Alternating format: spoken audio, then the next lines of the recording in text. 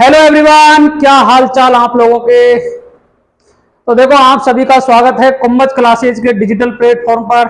और अपन जो बात कर रहे हैं आज करने वाले हैं सॉल्यूशन चैप्टर में। जो कंसंट्रेशन टर्म मैंने आपको चैप्टर पढ़ाया था उसके कितने क्वेश्चन कहाँ कहाँ किस किस एग्जाम में पूछे गए हैं, तो आज अपन उनकी बात करने वाले हैं।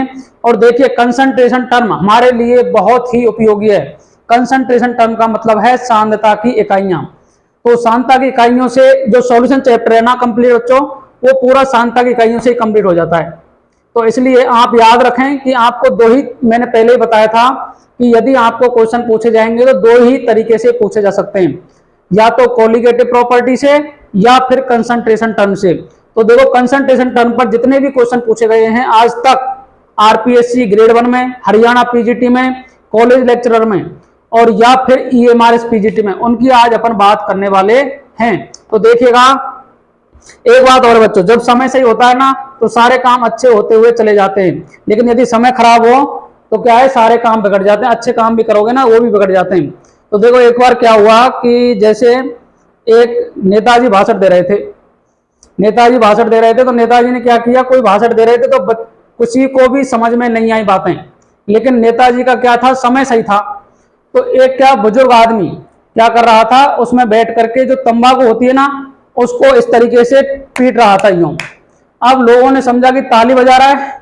अब वो क्या है, जो तंबाकू वगैरह उसको बना रहा था ऐसे करके, तो लोगों ने तालियां बजा दी। तो ताली बजाने का मतलब क्या था कि ताली जैसे बजी तो लोगों को उसको समझ में आया जो तंबाकू बना रहा था कि मैं तो तंबाकू बना रहा था। लेकिन काम क्या हो गया, उसके जो भी हॉल भरा हुआ था वहां तालियों की जो गूंज है वो स्टार्ट हो गई। तो उससे क्या है, नेताजी का समय अच्छा था तो सारे काम उसके क्या हो गए, अच्छे हो गए, लेकिन उसका कोई भाषण सुन ही नहीं पा रहा था। इसलिए याद रखना, समय, मेहनत और भाग्य तीनों अगर साथ में मिल जाते हैं तो अपन को सारे काम अपने अच्छे होते हुए चले जाते हैं। लेकिन इनमें से अगर एक भी वीक हो जाता है तो अपन के काम क्या है, रुक जाते हैं। आई बात समझ में। तो देखो, कंसंट्रेशन टर्म हमारे लिए बहुत ही उपयोगी है और आपको इसके क्वेश्चन करना आना चाहिए, क्योंकि कंसंट्रेशन टर्म में परेशानी आती है। जैसे मैं बात करूं नॉर्मलता की, नॉर्मलता में अपन इक्विवेलेंट वेट लेते हैं तो वहां परेशानी आती है, लेकिन मोलरता में अपन इक्विवेलेंट वेट का यूज नहीं करते हैं। तो इसलिए जिस जोन सा भी आंसर आप निकालोगे वो सारे आंसर अपने को गिवन होते हैं। तो इसलिए याद रखना है कि अपन को जितने भी कोई भी एग्जाम दें या कोई भी क्वेश्चन सॉल्व करें तो अपन पहले क्वेश्चन की अप्रोच को समझें, पहले क्वेश्चन को अच्छी तरीके से पढ़ें, उसके बाद में अपन क्वेश्चन को आगे क्या करें, सॉल्व करें। तो आई बात समझ में। तो करें स्टार्ट। मैं मोहित कुंभज आप सभी का फिर से स्वागत करता हूं कुंभज क्लासेज के डिजिटल प्लेटफॉर्म पर। तो देखो, जो भी साथी, देखो आरपीएससी ग्रेड 1 का एग्जाम मैं भी दूंगा, तो मेरे साथ वाले जितने भी भाई बहन हैं या मेरे से कम उम्र के, जैसे जो सेकंड ग्रेड का एग्जाम देने वाले हैं या नीट जेईई मेंस की तैयारी कर रहे हैं, उनके लिए ये सारे क्लासेज और क्वेश्चंस बहुत ही इंपॉर्टेंट रहने वाले हैं, क्योंकि क्वेश्चंस का रिपीटेशन केमिस्ट्री में बहुत देखा जाता है। पिछले ईयर में जितने भी क्वेश्चन आए हैं वो क्या है कि रिपीट हो जाते हैं काफी बार, डाटा थोड़ा चेंज करके रिपीट मार देते हैं उनको, क्योंकि केमिस्ट्री में कॉन्सेप्ट है ना, वो क्या है, कॉन्सेप्ट सारे एक जैसे ही हैं। तो कॉन्सेप्टों में परेशानी नहीं है, कॉन्सेप्ट के एक जैसे हैं, तो आप अगर एक दो क्वेश्चन कर लोगे ना तो उस कॉन्सेप्ट का सारे क्वेश्चन आप आसानी पूर्वक कर सकते हैं। लेकिन हमारे साथ परेशानी क्या होती है, ये सभी के साथ समस्या होती है कि जैसे ही अपन क्या करते हैं, पढ़ने बैठते हैं तो अपन सबसे पहले थ्योरी को पढ़ते हैं। जैसे क्वेश्चन का नंबर आता है तो अपन की पढ़ाई कंप्लीट हो जाती है, क्वेश्चन अपन सॉल्व भी नहीं कर पाते, इसलिए अपन क्वेश्चंस में अप्रोच भी नहीं कर पाते हैं। तो सबसे पहले अपन को क्वेश्चंस में अप्रोच आनी चाहिए। और जितने भी टीचर पढ़ा रहे हैं सभी अच्छा ही पढ़ाते हैं, लेकिन मैं एक जैसे राय है बढ़िया कि सभी टीचर जो पढ़ाते हैं उनको आप अगर पढ़ रहे हो कहीं से भी तो आपको एक बात का जरूर याद रखना चाहिए कि आप जो पढ़ रहे हो ना उससे, नोट से अगर क्वेश्चन बन रहे हैं तो आप सही राह पे जा रहे हो, लेकिन अगर क्वेश्चन नहीं बन पा रहे हैं तो समझ लो गाड़ी कहीं और ही पहुंचेगी। तो इसलिए याद रखना, क्योंकि ये समस्या आती है। जैसे सेकंड ग्रेड की तैयारी करते हैं बच्चे तो साइंस बैकग्राउंड से होते हैं, तो फिजिक्स तो वैसे कमजोर होती है, फिजिकल केमिस्ट्री और कमजोर हो जाती है। तो उसमें समस्या क्या आती है, जैसे अपन क्या है, ये समझते हैं कि टीचर जो पढ़ा रहा है वो अच्छा पढ़ा रहा है, लेकिन अपन पीवाईक्यू की स्टडी नहीं कर पाते, काफी बार एनसीईआरटी को नहीं पढ़ पाते, तो हमें समस्याएं देखने को पेपर में मिलती हैं। और मैं ये गारंटी के साथ कहता हूं, जितने भी क्वेश्चन सेकंड ग्रेड में पूछे जाते हैं वो एनसीईआरटी के जो भी एग्जाम्पल दे रखे हैं या तो वो हैं या फिर इन टेक्स्ट क्वेश्चन है, इसके अलावा कोई भी क्वेश्चन नहीं पूछा जाता है। आरपीएससी ग्रेड 1 में एक तो होता है 12th लेवल, तो 12th लेवल के जितने भी क्वेश्चन आएंगे ना फिजिकल केमिस्ट्री के, वो सारे एनसीईआरटी के एग्जाम्पल्स होंगे या इन टेक्स्ट क्वेश्चन होंगे। इसके अलावा कॉलेज लेक्चरर में भी क्या होता है, जो फर्स्ट पेपर वाला होता है 12th लेवल वाला, उसमें भी सारे क्वेश्चन एनसीईआरटी की टेक्स्ट बुक से ही पूछे जाते हैं। तो देखो तीनों का अपन को आइडिया होना चाहिए कि क्वेश्चन कहाँ कहाँ से पूछे जा रहे हैं, तब जाकर के अपन की क्वेश्चन की अप्रोच बनेगी। अब एनसीईआरटी को पढ़ते नहीं है, टीचर पढ़ाते नहीं है, तो अपने साथ समस्या हो जाती है। और काफी बार क्या है, हम इतने टीचरों के वो हो जाते हैं, क्या बोले, उनको अधीन हो जाते हैं कि अपन समझ ही नहीं पाते कौन अच्छा पढ़ा रहा है कौन बेकार पढ़ा रहा है। और कोचिंगों में आजकल जो ट्रेंड है ये यही चल रहा है, जैसे जीके वाले जो भी टीचर हैं उनको क्या है, बढ़िया कोर्स हो गया तो बढ़िया, हर कोचिंग में क्या, हर स्कूल में या हर जगह पर इतने चमचे होते हैं, चमचा बोलूं मैं या फिर उनको ऐसे स्टूडेंट बोलूं कि उनका काम पढ़ाई के अलावा सारा कुछ है। जैसे कोई टीचर का जन्मदिन है, उनका सीधा काम है कि बढ़िया वाला फेंटा लेकर के आएंगे, बड़ा वाला, अब रोड पे पहना रहे हैं उसको। वो कोई सेलिब्रिटी है क्या? आप पैसे दे रहे हो उसको, वो तो आपने खरीद लिया ना पैसे देकर के, तो आप उससे पढ़ाई की बात करो। आप फेंटा पहना रहे हो, शायरियां सुन रहे हो, ये तो पेपर में आ ही नहीं रहा आजकल। अगर शायरियां और ये चीजें पेपर में आए तो सारे टीचर फिर स्टार्ट हो जाएंगे ना शायरी बोलना। लेकिन अपन क्या करते हैं, मैक्सिमम जैसे तैयारी कर रहे हैं तो कौन टीचर अच्छा जोक कर रहा है, कौन टीचर अच्छा मजाक कर देता है, कौन टीचर शायरी सुना रहा है, फेंटा पहरा रहे हैं, मिठाई खिला रहे हैं, कोर्स हो गया तो उसको क्या है कि बड़े तरीके से माला पहना रहे हैं। अरे भाई, घर वालों ने जो पैसा दिया है उसको पढ़ाई में यूज करो ना, ये फेंटे वगैरह पहना के तुम उन्हें कहाँ पहुंचाना चाह रहे हो। और जैसे अपन बोलते हैं कि जैसे आर्ट वाले टीचर हैं तो उनमें किंग हो जाते हैं सारे। अब जैसे मेरे साथ कई फेसबुक पर काफी टीचर जुड़े हुए हैं, मैं उनको नहीं जानता, लेकिन वो फेसबुक पर जुड़ जाते हैं। तो फेसबुक जुड़ने के बाद में king of polity, king of history, अरे भाई किंग का मतलब होता है सारा कुछ आना, लेकिन जब पेपर आता है ना बढ़िया वाला, तो जीके वाले टीचर खुद ही परेशान हो जाते हैं। लेकिन कुछ टीचर अच्छे हैं जीके में, जैसे बढ़िया टीचर हैं, तो उनको अपन को फॉलो करना चाहिए। बाकी छोटे मोटे टीचरों को आप पहली बार पढ़ रहे हो तो अपन उनको इतना सम्मान दे देते हैं ताकि अपन अच्छी चीजों से छूट जाते हैं। तो याद रखना, कभी भी जो पेपर का लेवल है ना, पेपर का लेवल चेक होता है पीवाईक्यू से या क्वेश्चन से। तो जितने भी क्वेश्चन अगर आप पेपर में कर रहे हो बढ़िया तरीके से, तो आप समझ लो अच्छी राह पर हैं। लेकिन अगर क्वेश्चन नहीं कर पा रहे हो ना नोट्स पढ़ने के बाद में, तो समझ लो नोट्स कोई काम के नहीं है। तो मैं आज लेकर के आया हूं आपको EMRS PGT के क्वेश्चन, हरियाणा PGT के, RPSC ग्रेड 1 के, और कुछ केमिस्ट के क्वेश्चन जो कंसंट्रेशन टर्म से पूछे जा रहे हैं। आई बात समझ में? तो करें स्टार्ट, किस तरीके से अपने को सॉल्व करना है। तो समझेंगे पहला क्वेश्चन। देखो बातें आज हो जाएंगी, उसके बाद अपन कोई भी बात नहीं करेंगे। मैं गारंटी देता हूं आपको जो 11th 12th वाला पोर्शन है उसमें एक भी क्वेश्चन में कहीं भी परेशानी नहीं आएगी, क्योंकि मैं आपको अप्रोच के साथ में क्वेश्चन सॉल्व कराने वाला हूं। आई बात समझ में? तो करें स्टार्ट कहानी को। तो जुड़ जाइएगा, चैनल को सब्सक्राइब कर लेना, साथियों के साथ शेयर कर लेना। जितने भी PYQ सीरीज है, राजस्थान लेवल स्टैंड की ले लो, RPSC ग्रेड 1 की ले लो, RPSC ग्रेड 2 की ले लो, सारे क्वेश्चन यही सॉल्व कराने वाला हूं। तो आप बेफिक्र होकर के कहीं से भी कोई कोर्स मत लो, कहीं से कोई किताब मत लो, क्योंकि किताब लेने से 400-500 रुपए लगाओगे, लेना देना कुछ है नहीं। PYQ आप सीधे साइट से जाकर भी क्या कर सकते हो, डाउनलोड कर सकते हो, वहां से सॉल्यूशन देख लो, आंसर की दे रखी है, सॉल्यूशन आप यूट्यूब पर देख लो, काफी सॉल्यूशन पढ़े। क्यों 500-1000 रुपए लगाते हो? सारी चीजें जब फ्री में है तो क्यों पैसे लगा रहे हो? बस चैनल को सब्सक्राइब कर लो और उसके बाद में बेल आइकन को दबा लो, आपको नोटिफिकेशन आते रहेंगे। आप क्लास देख लो, 8 घंटे में क्या जाता है आपका। अपन के 24 घंटे में से 1 घंटे क्लास ले लो, 23 घंटे खूब मौज मस्ती करो या पढ़ाई कर लो। ठीक है, तो इसलिए अपन आज स्टार्ट करते हैं क्वेश्चंस की सीरीज। ये इसलिए बता रहा हूं मैं कि अपन देख लेंगे कि आज अपन कहां पढ़ रहे हैं। कंसंट्रेशन टर्म को मैंने पढ़ाया था, तो कंसंट्रेशन टर्म क्या मैंने सही पढ़ाई, ये मैं ही बता रहा हूं आपको। मैंने सही पढ़ाई, अगर सही पढ़ाई होंगी तो आप सारे क्वेश्चन कर पाएंगे अपन, और अगर नहीं पढ़ाई होंगी तो क्वेश्चन होंगे नहीं।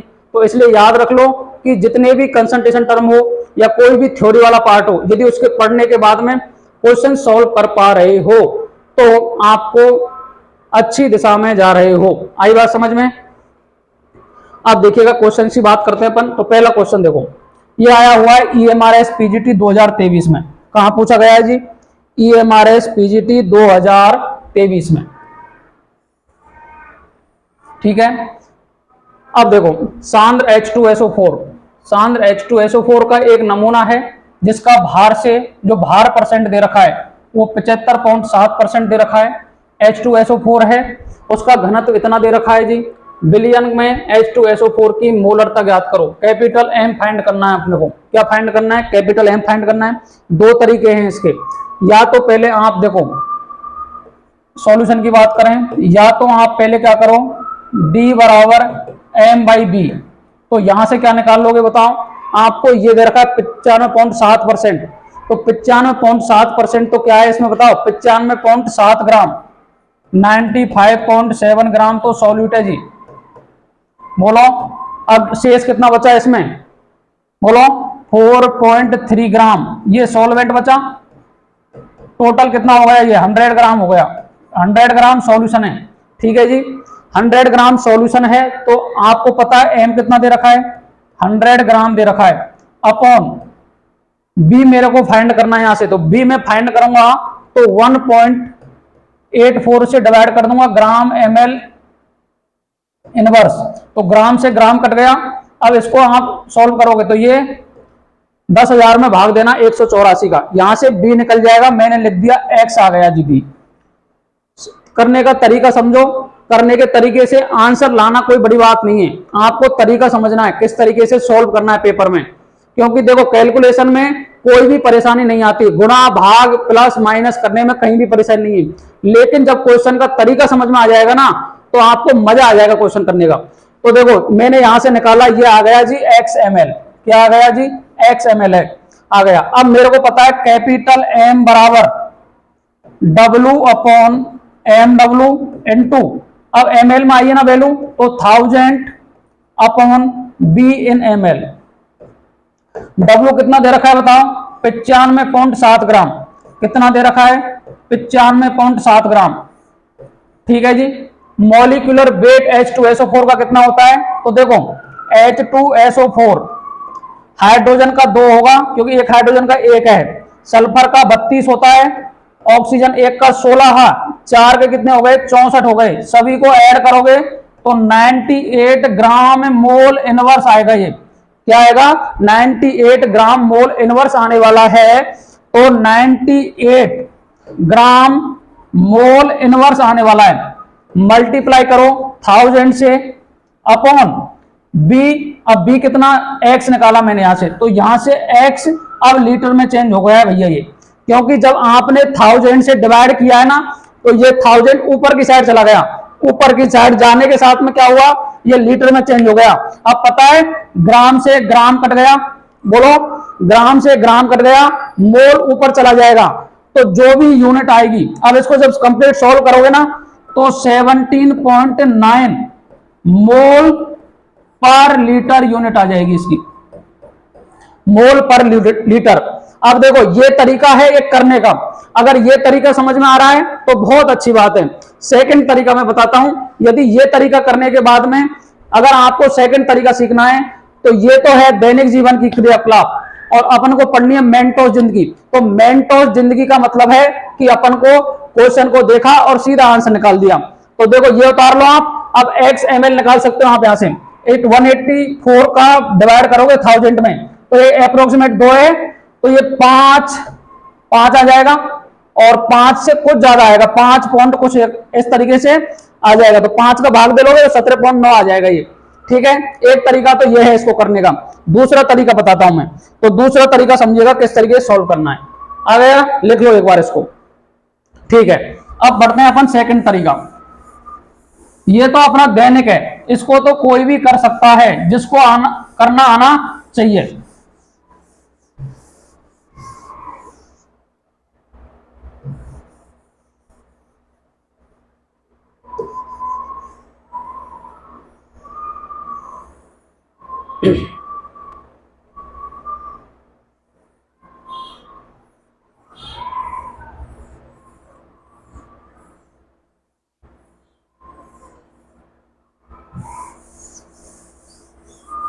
सेकंड तरीका समझिएगा, सेकंड क्या है जी?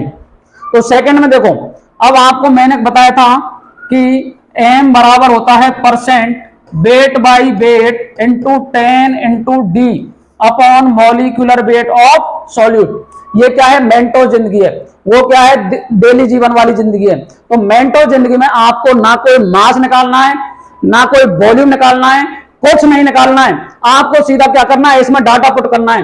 अब आपको दे रखा है परसेंट, तो कितना दे रखा है भैया? 95.7% इंटू 10 इंटू डेंसिटी कितनी दे रखी है? 1.84। कितनी दे रखी है? 1.84।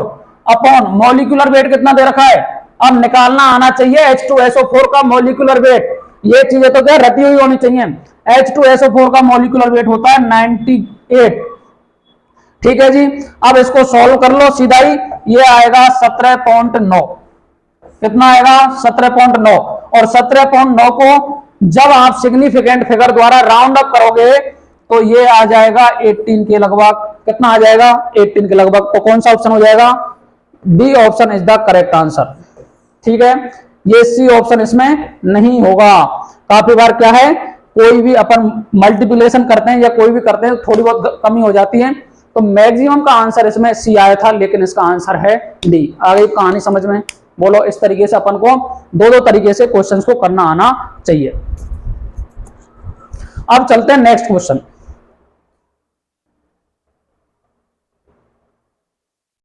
नेक्स्ट क्वेश्चन की बात करता हूं मैं। यह आया हुआ है EMRS PGT 2023 का ही क्वेश्चन है। क्या दे रखा है देखो, मेथेनॉल के किसी विलयन में उसकी मोललता अर्थात मोलेलिटी क्या होगी जब 200 ग्राम जल में 160 ग्राम CH3OH घोलकर विलयन बनाया जाता है। तो समझिएगा जी, स्मॉल m बराबर W upon MW into 1000 upon capital W इन ग्राम। देखो बच्चों, याद रखना है, जब वैल्यू W कैपिटल W विलायक केजी में दे रखा है तो 1000 से मल्टीप्लाई नहीं करना है। यदि ग्राम में वैल्यू दे रखी है तो मल्टीप्लाई कर देंगे 1000 से। इसलिए देखो एक्चुअल में तो ये W अपॉन 1000 है ये, लेकिन 1000 क्या ऊपर की साइड चला जाता है, तो इसलिए इसको अपन क्या लिखते हैं, थोड़ा देखने में भी अच्छा लगता है तो इसको अपन ऊपर लिख देते हैं। आगे बात समझ में। अब देखिएगा W कितना दे रखा है आपको, मेथेनॉल के किसी विलयन में उसकी मोललता M क्या होगी जब 200 ग्राम जल में, तो जल क्या है, विलायक है, 160 ग्राम CH3OH घोलकर, 160 ग्राम है जी, 160 अपॉन मॉलिक्यूलर वेट, ये तो याद होना चाहिए। तो कार्बन का 12, हाइड्रोजन का 3, ऑक्सीजन का 16, ये 1, तो ये 17 और 3 20 और 12 32। कितना आ गया 32 ग्राम मोल इनवर्स।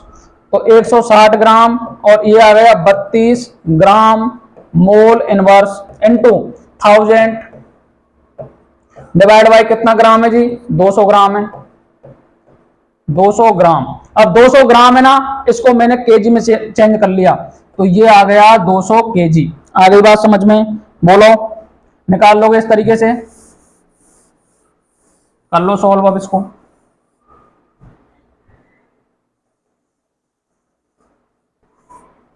देखो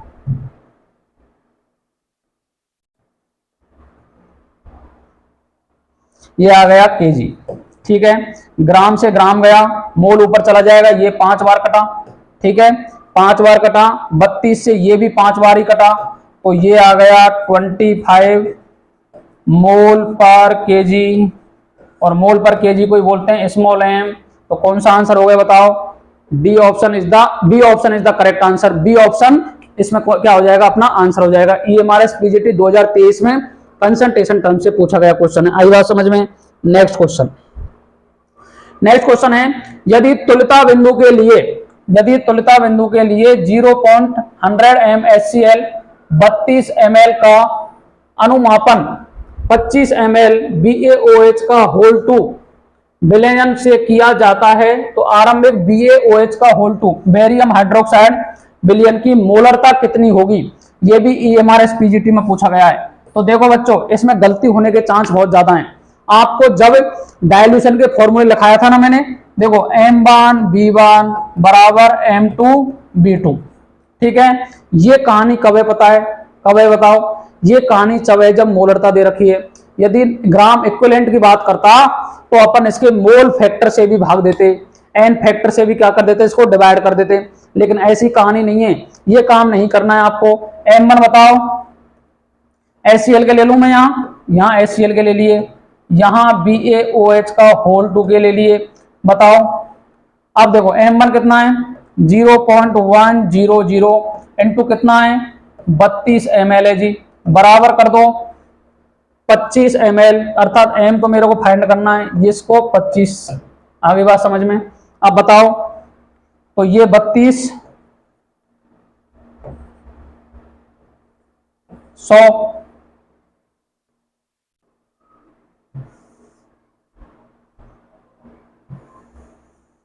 देखो 32 का करोगे तो 2 जीरो, कितना आ रहा है 3200, ये आ रहा है। अब 3 पॉइंट छोड़ के पॉइंट है तो पॉइंट लगा दिया, अपॉन 25 इक्वल कर दो m के, करो सोल्व, बताओ।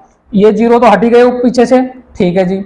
अब ये पॉइंट हटाया मैंने, और इसको अगर सोल्व करोगे तो आप m बराबर आ जाएगा 0.128 m, कितना आ जाएगा, इसको कर लेना सॉल्व। आगे बात समझ में।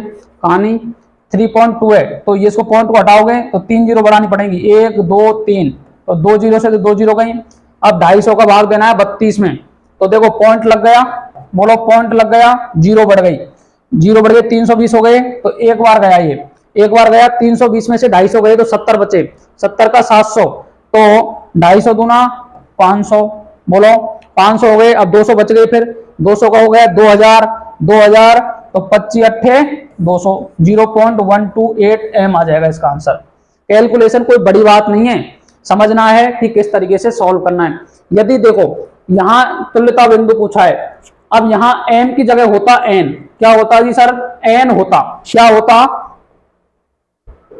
यदि n होता n, नॉर्मेलिटी, नॉर्मेलिटी होता तो अपने को m1 b1 अपॉन n1 करना पड़ता, m2 b2 अपॉन n2 करना होता। अगर इस तरीके से सॉल्व करोगे ना इसको, तो आपका अगर ग्राम इक्विवेलेंट दे रखा होता पेपर में तो किस तरीके से सॉल्व करते, तो फिर अपना आंसर ये हो जाता। अब आंसर कौन सा है बताओ, अब A option is the correct answer, अर्थात इसका आंसर तो क्या है, कैपिटल ए है। आई बात समझ में। अब नेक्स्ट क्वेश्चन की बात कर लेता हूं मैं। नेक्स्ट क्वेश्चन कह रहा है 250 ml, नेक्स्ट क्वेश्चन क्या कह रहा है जी, नेक्स्ट क्वेश्चन कह रहा है 250 ml बिलियन में 4 ग्राम NaOH डाला हुआ है जी, युक्त बिलियन की मोलरता ज्ञात करो। क्या ज्ञात करो, मोलरता। ये आरपीएससी ग्रेड 1 2011 का क्वेश्चन है। आरपीएससी ग्रेड 1 2011 में इतने छोटे छोटे और बढ़िया क्वेश्चन पूछे गए हैं, अगर इनको सॉल्व कर लेते ना तो काफी टीचर लगे हुए हैं। और 2012-13 की वैकेंसी के जितने भी रह गए तो ये समझ लो केमिस्ट्री आती नहीं होगी। आजकल जो पेपर का लेवल है और 2011 का जो लेवल है उसमें रात दिन का अंतर है। आगे बात समझ में। अब ये क्वेश्चन तो बच्चा भी कर दे, जो क्लास 12th में आया हुआ बच्चा है ना, 11th में आ गया है, वो भी इस क्वेश्चन को सॉल्व कर दे, लेकिन इसको भी गलत कर दिया वो काफी ने। तो देखो क्या पूछा है, मोलरता पूछा है, तो आपको मोलरता का फॉर्मूला याद होना चाहिए, W upon M W into 1000 upon B in ml। बोलो W कितना है जी, 4 ग्राम है। मॉलिक्यूलर वेट बताओ NaOH का 40 है, ये ग्राम है, ये ग्राम मोल इनवर्स है। मैं यूनिट इसलिए लिख रहा हूं हर बार, यूनिट कन्वर्जन में बच्चों को परेशानी आती है, जब यूनिट लिख लोगे ना साथ में अपने आप कट जाएगी, और जो बाद में बचेगी ना वही काम की अपनी। अब 1000 अपॉन 250, अब 250 हो गया लीटर, क्योंकि 1000 से जैसे डिवाइड किया ना तो ये क्या बन गया बताओ, लीटर में कन्वर्ट हो गया। ग्राम से जी ग्राम गया 4, तो ये 1/10 आ गया, बोलो। इसके बाद में 250 से ये 4 बार कट गया, बोलो 4/10 अर्थात 0.4 m, m का मतलब हो गया मोल पर लीटर है आंसर। बोलो कौन सा हो गया option, D option is the correct answer. इस तरीके से इसको सोचना था। नेक्स्ट क्वेश्चन की बात कर लेता हूं। नेक्स्ट क्वेश्चन क्या कह रहा है जी, निम्न में से कौन सा पद मात्रक विहीन है, निम्न में से कौन सा पद मात्रक विहीन है। तो मात्रक विहीन का मतलब है जिसका मात्रक ना हो, मात्रक ना हो। मात्रक किस किस में नहीं होता बताओ, तो बच्चों बताओ, परसेंट, वेट बाय वेट का कोई मात्रक पढ़ा क्या आपने, परसेंट वेट बाय वॉल्यूम का कोई मात्रक पढ़ा क्या, परसेंट वॉल्यूम बाय वॉल्यूम का कोई मात्रक पढ़ा क्या, पीपीएम का कोई मात्रक नहीं होता, मोल फ्रैक्शन का कोई मात्रक नहीं होता, मोल फ्रैक्शन को बोलते हैं मोल भिन्न, इसका कोई मात्रक नहीं होता। मात्रक किसके होते हैं जी, तो मात्रक देखो मोलरता का होता है, मोलरता का होता है मोल पर लीटर, उसके बाद में मोललता का होता है, मोललता, इसका क्या होता है, मोल पर केजी। और नॉर्मलता का होता है, इन सबके मात्रक होते हैं। जबकि किसका नहीं होता बताओ, घनत्व का होता है। बोलो, D बराबर m upon V, mass by volume. तो इसको ग्राम में ले लो, इसको ml में ले लो। इसका मात्रक है जी, ये कट गया। मोलरता का मात्रक ये भी कट गया, मोललता का ये भी कट गया। मोल अंश is the correct answer. RPSC 2013 में पूछा गया है, ये ग्रेड 1 में। कहां पूछा गया है, ग्रेड 1 में 2013 का ये क्वेश्चन है। तो इस तरीके से इसको सॉल्व करना था। क्या आपने ऐसा सोच रहे हो क्या? बोलो। कंसंट्रेशन टर्म को जब वीडियो ले लोगे ना, पढ़ लोगे उसको, एक भी क्वेश्चन में परेशानी नहीं आएगी। परेशानी आ जाए तो उसका जिम्मेदार मैं हूं, लेकिन जब तक नहीं पढ़ोगे ना, तब तक कोई काम बनने वाला नहीं है।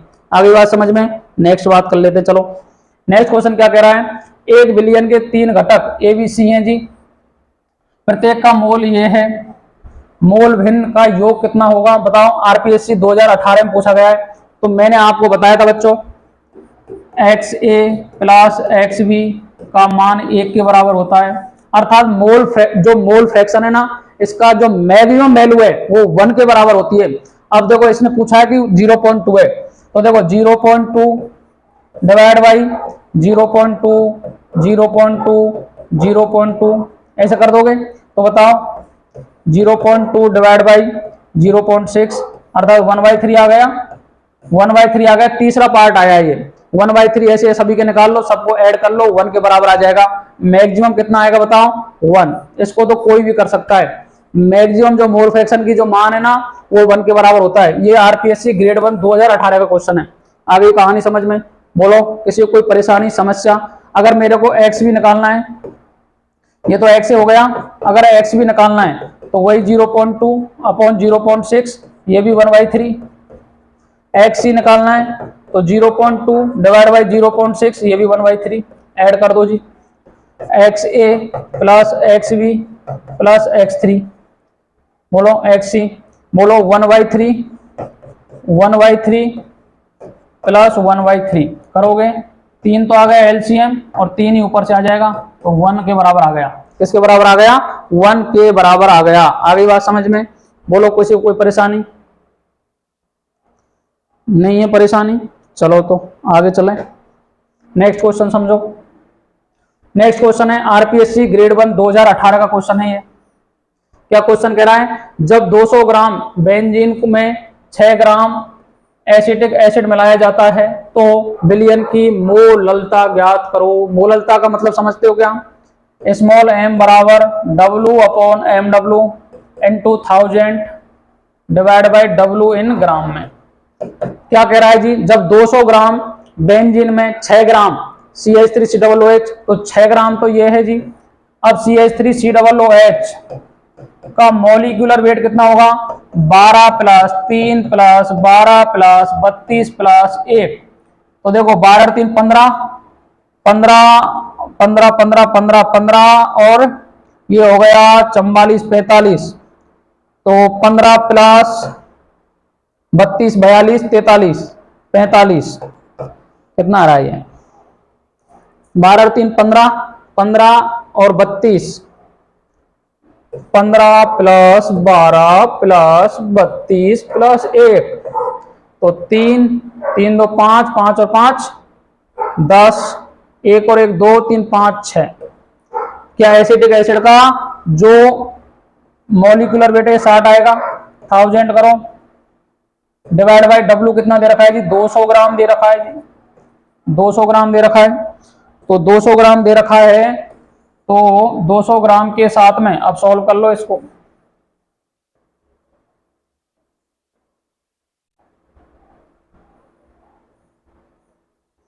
करो सॉल्व, करेंगे सॉल्व इसको। तो देखो ये 10 बार गया, इससे 5 बार गया ये, तो मेरे हिसाब से 0.5 स्मॉल m आना चाहिए इसका आंसर, 0.5। तो C option is the correct answer. इस तरीके से इसको क्या करना है जी? सॉल्व करना है।